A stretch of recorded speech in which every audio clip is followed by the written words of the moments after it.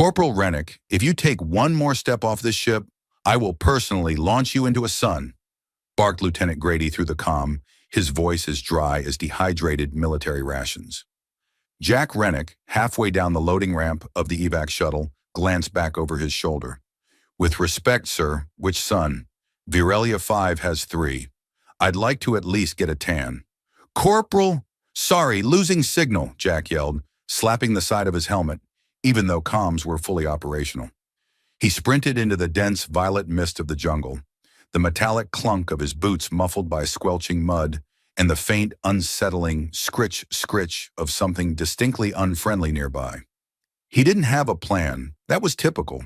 All he had was a gut feeling, a half-heard transmission from a local distress beacon, and the memory of small voices crying out during the chaos of the earlier firefight. The kind of voices you didn't forget unless you were something worse than the enemy. Virelia 5 was a miserable planet, hot, humid, and reeking of sulfuric pollen that made you sneeze neon, and now crawling with what Command classified as hostile biomechanical insurgents and what Jack called walking nightmares with blades for hands and zero sense of humor. Jack should have been off-world in 5 minutes, sipping instant coffee on a carrier cruiser and pretending he wasn't one report away from court-martial. Instead, he was elbow-deep in alien vines that emitted suspicious giggles every time he brushed past them. Real mature, Jack muttered as one plant wrapped around his leg with an audible slurp. He yanked free, stumbled into a clearing, and froze. There, huddled beneath the jagged remains of a collapsed dome, were 6 alien children. They were small, maybe knee-high, and each one looked different. One had translucent skin that shimmered like fish scales, another had glowing tendrils for hair, and one appeared to be part mist. But at the center, peeking out from behind a broken panel, was a girl with long, pointed ears, deep green eyes, and a stubbornly defiant scowl. "Hey," Jack said, raising his hands. "I'm friendly. Well, friendlier than the guys with buzzsaw arms." The long-eared girl hissed at him. Actually hissed. "Okay, good talk," Jack muttered. He knelt slowly, removing his helmet. His sweat-drenched hair flopped into his face like a defeated mop. "Name's Jack. I'm a soldier, and I'm here to help." The girl narrowed her eyes. She whispered something in her language to the others. The smallest, a blue-skinned child with antennae, looked him over, then pointed to Jack's boot. "Soup?" it chirped. Jack blinked. "What?" Before he could react, the antenna kid zipped forward, tugged off his left boot, and began pouring something purple and steaming into it from a broken canister. "I guess I won't be walking evenly anymore," Jack said, watching the kid swirl the mystery stew with a stick. The long-eared girl finally stepped forward.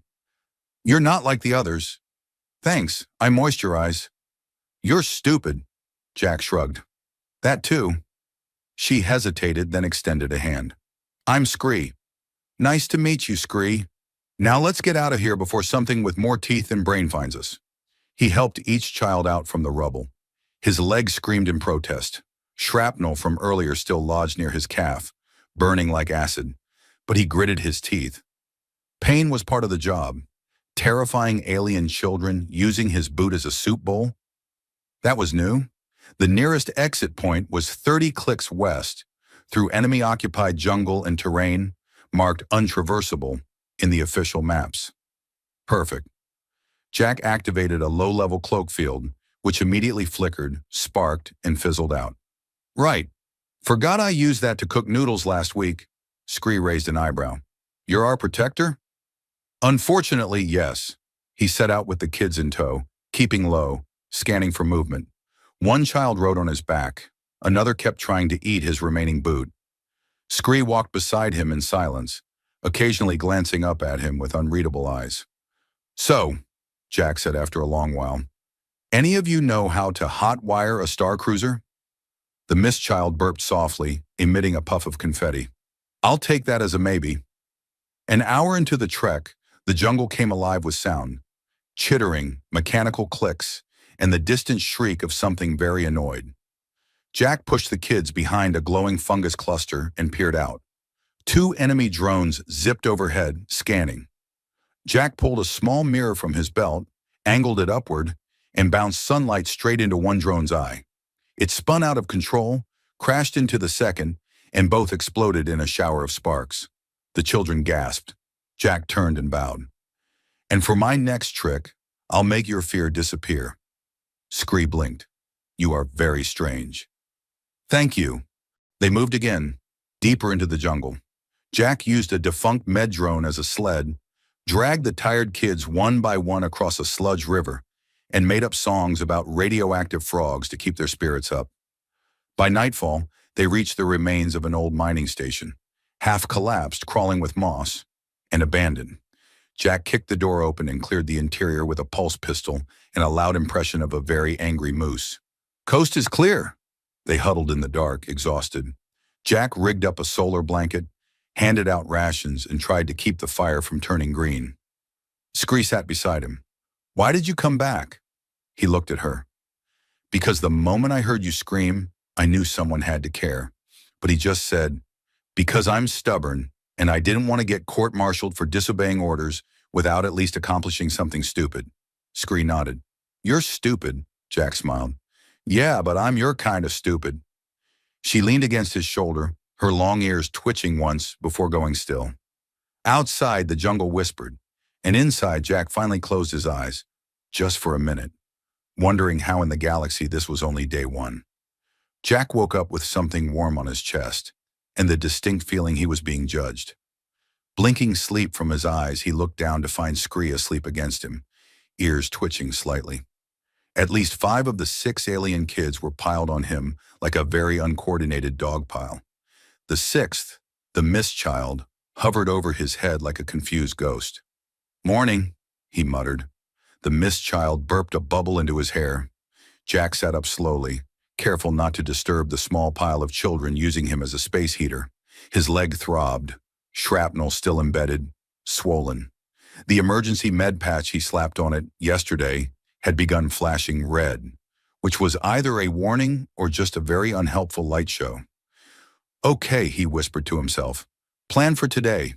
Find extraction point, avoid killer cyborgs, don't die. Bonus points if I find coffee or a working toilet." He shuffled to the station console, which was about as dead as his last relationship. Jack pulled out a multi-tool and began rewiring it with the finesse of a man who had once built a campfire using 3 spoons and an alien toaster. Sparks flew. Something behind the wall hummed ominously. From across the room, Scree stirred. "Are you trying to make the station explode?" Jack didn't look up. "Only a little. Just enough to get a signal out. Any preferences on explosion color?" "Blue." "Classy." Scree stretched, then stood, her long ears twitching like antennae. "The others are hungry." Jack handed her the emergency ration bar he'd been saving. "Tell them it's a special treat from Earth. We call it cruelty in a wrapper." One of the younger kids tried to eat part of the wall instead. Jack sighed. "Don't chew on infrastructure. That's rule number 3. Scree arched a brow. "What's rule number 1?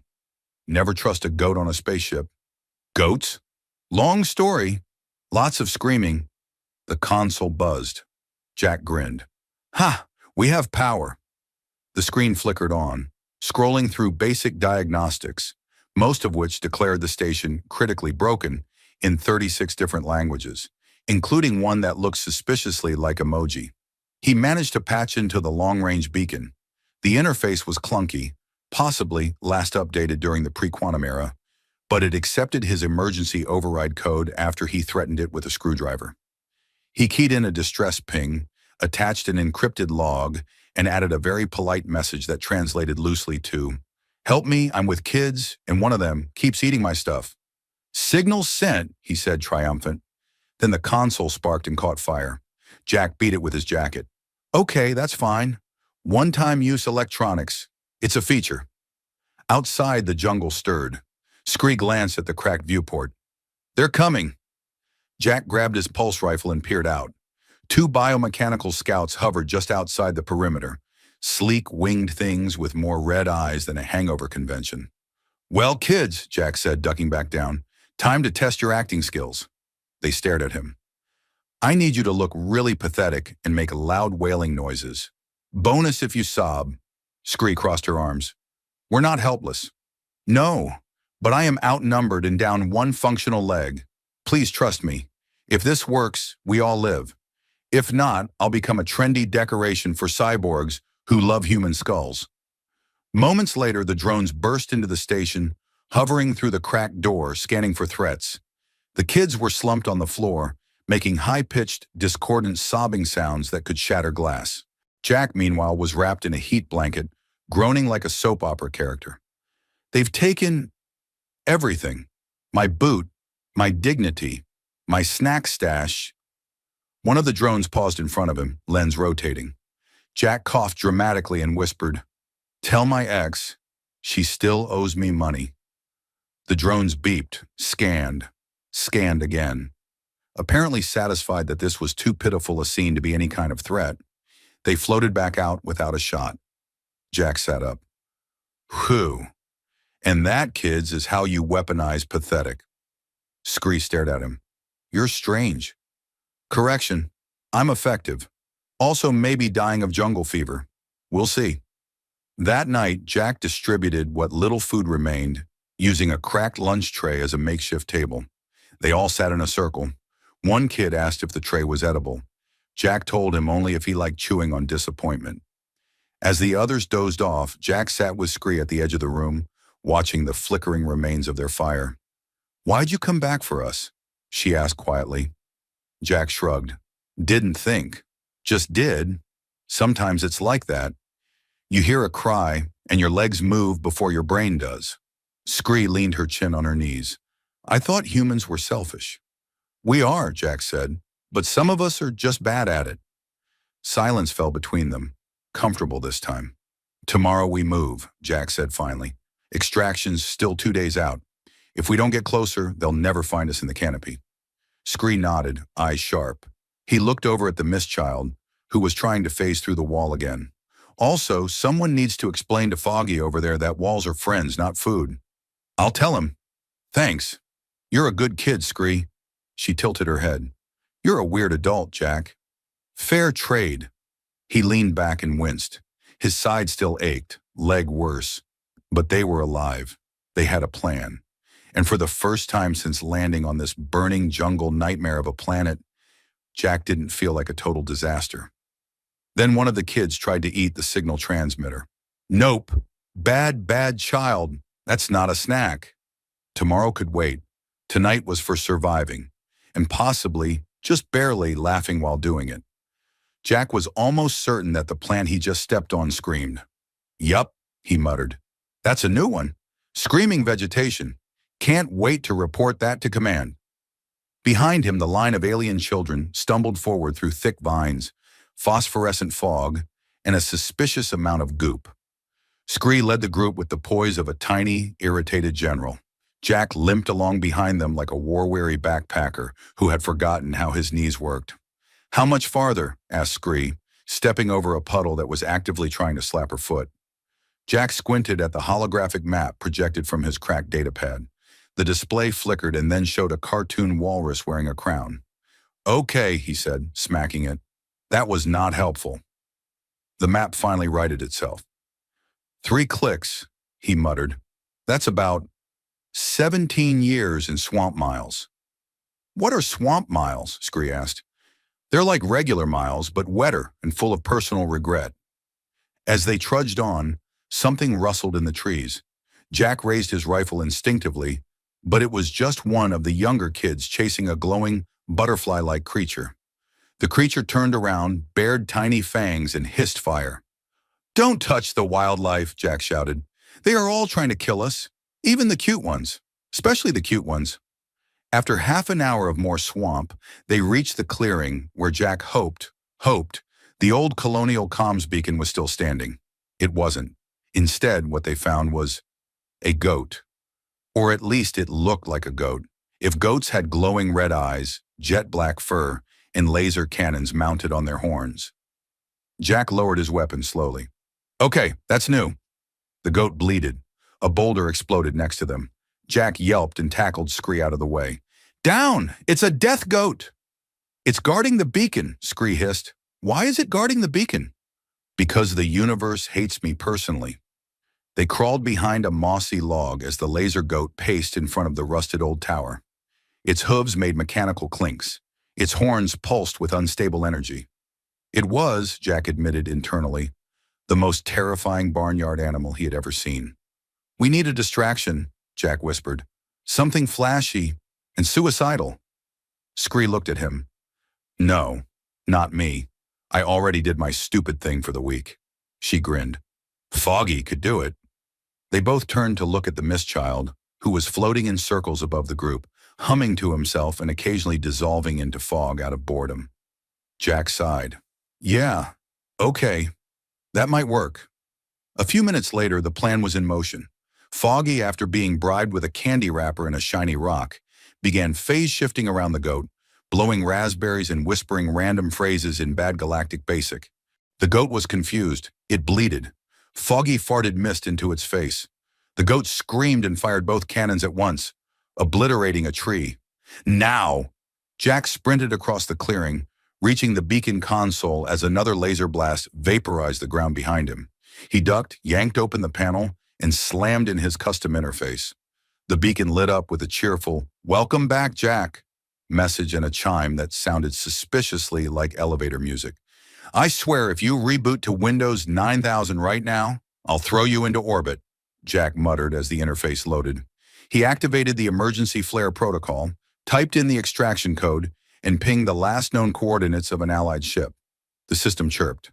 "Signal locked." Laser blast, goat scream, Scree yelling, "Hurry up or we're toast." Jack pressed the final button. A bright red flare shot into the sky, cutting through the jungle fog like a knife through pudding. "Done!" he shouted, diving for cover just as the goat cannon scorched a crater where the console had been. The beacon exploded. Jack skidded to a stop next to Scree and the others, chest heaving.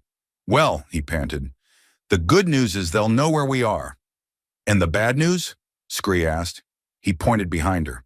The laser goat was very, very angry. "Time to run!" They bolted.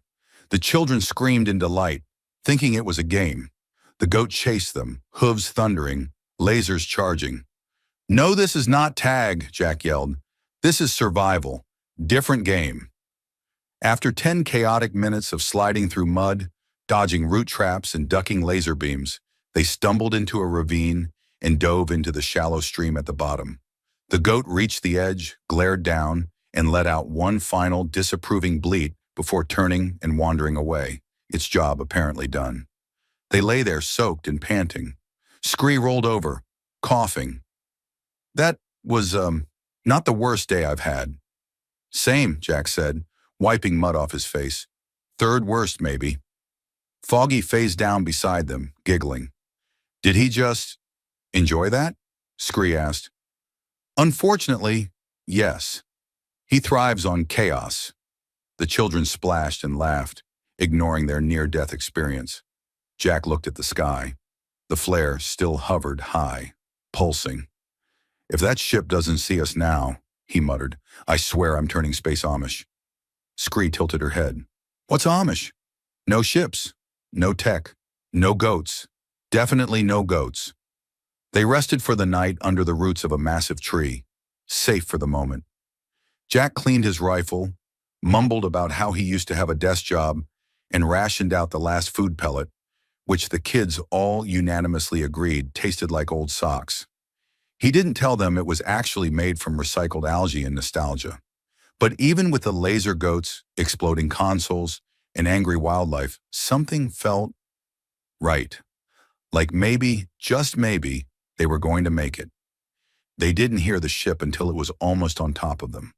1 second, Jack was halfway through telling Scree a completely made-up story about how he once fought off 3 mecha rhinos with a spork, and the next second, whoosh, wind, lights, a deafening hum, and a ship the size of a small stadium dropped out of the clouds like it was late to its own birthday party. Jack stood up slowly, covered in swamp juice and dignity damage. "Either help has arrived or we're being abducted by luxury tax collectors." The kids shrieked and ducked behind roots. Scree didn't move. She squinted at the insignia on the ship's hull. Her eyes widened. "That's not military," she muttered. "That's the royal crest." "Wait, royal? Like Princess Royal? Jack asked, scanning the ship. Or royal like we own 17 planets and also invented a cheese that can vote? Scree didn't answer. The boarding ramp hissed open. Purple light spilled out. A line of guards emerged, all in sleek armor and matching capes, because apparently even planetary royalty had a flair for the dramatic. And then she walked out. Long ears like sculpted silver leaves, skin that shimmered faintly under the planetary fog, hair the color of nebulae, and eyes like twin black holes that somehow sparkled. She looked exactly like a human woman, if human women were designed by star gods on a day they felt especially poetic. Jack stared. Okay, that's new. The woman stopped in front of him. You are the human soldier.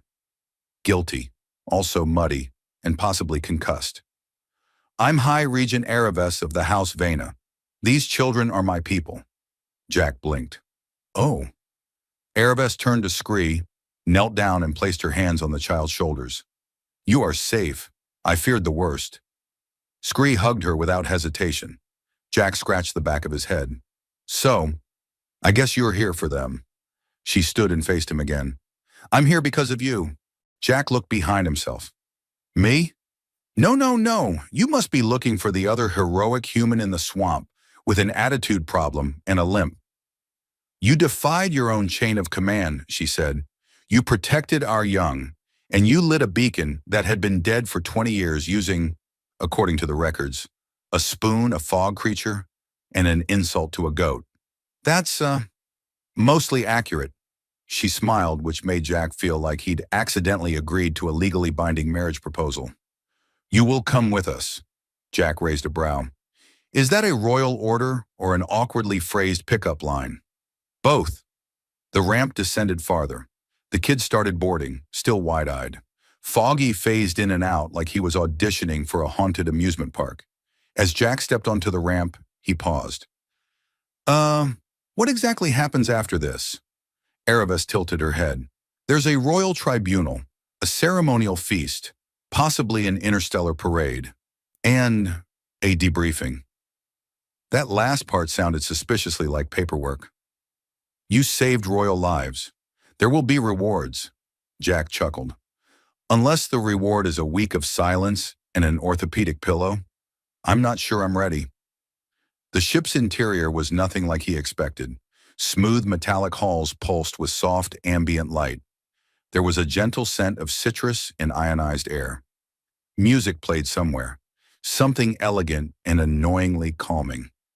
He was led into a chamber that resembled a cross between a throne room and a tech startup office.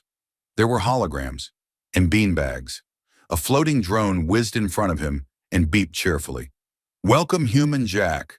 Would you like to choose a royal snack? He blinked at the display. What in the flying moon monkeys is Rebel Pizza? The drone spun. Rebel Pizza, illegally good, prohibited in 7-star systems, recommended for heroes. I'll take 2, Jack said. Ereves entered behind him and sat at a hovering table shaped like a comet.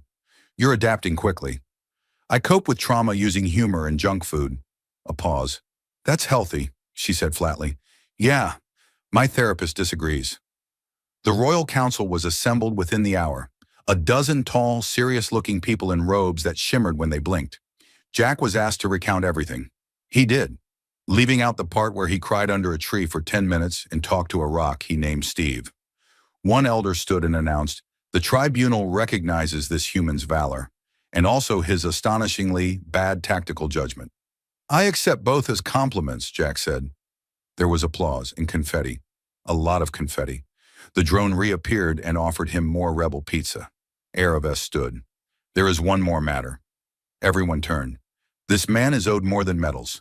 His actions restored a bond between our peoples. Therefore, I propose we offer him the Pact of Honor. The room gasped. Jack looked around. Wait, is that a hug? A handshake? A nap? It is a binding alliance, she said, one rarely granted to off-worlders. Still not following. What does that mean for me? You'd stay, live among us, as something more than soldier. Perhaps as consort. Consort? It sounds better than husband in our tongue. Jack stared. So you're saying I rescued some kids and now I might accidentally marry into an alien monarchy? That's the gist. He looked down at the drone. The drone beeped. You'd get free snacks forever. Jack looked at Erebus. She raised a brow.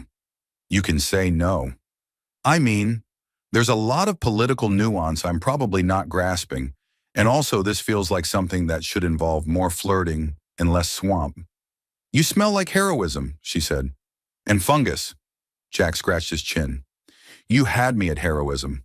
She smiled. He added, and maybe a little at free snacks. They didn't kiss. Not yet. There were still 5 royal ceremonies, 2 assassination attempts, and 1 giant telepathic cat to deal with. But as he stood there, holding a slice of contraband pizza and surrounded by beings who didn't hate him, Jack figured something rare had happened. He'd found something close to peace.